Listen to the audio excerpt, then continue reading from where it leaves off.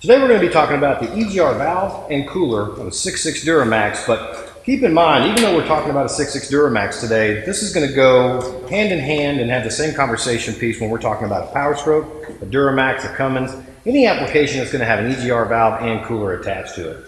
And the reason we're talking about that today is we want to show a good example of what happens when a misdiagnosis happens on an EGR cooler or valve. Now in this example, we had a 6.6 Duramax where the EGR cooler was diagnosed as being clogged, so the EGR cooler was replaced.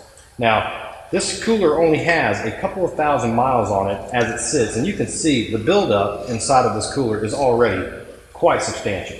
And it's on both ends, so it's going through and through. Now, the reason for this is because when this was replaced, the EGR valve was overlooked. Now, unfortunately, the EGR valve was removed at the time, but it wasn't on the ticket, so it didn't get done. It wasn't part of the diagnosis, nor was it part of the repair.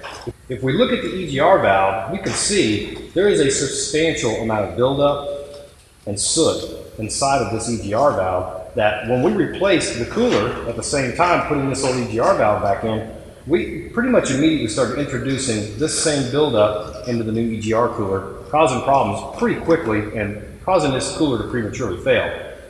One of the things you also want to keep in mind with the EGR valve is, whether or not this actuates and performs its job properly is how clean it is and how easily it can do its job. Obviously, this much soot and buildup is not going to make it easy for the EGR valve to do its job. And when the EGR valve is struggling, it also causes the cooler to struggle, which causes an entire problem throughout the EGR system. So the point of showing you both of these components is this. If we're going to replace an EGR cooler, or if we're going to replace an EGR valve, they should be done together. It should be a complete system. One, because, again, what goes through the EGR valve is going to eventually go through the cooler. So we want to get those cleaned and put on new at the same time. But at the same time also, if we're going to take this off, we've got to take the EGR valve off at the same time anyway. Let's get that done in the same R&R and keep things simple. And hopefully now you have a better understanding of why it's important to replace the EGR valve and cooler at the same time.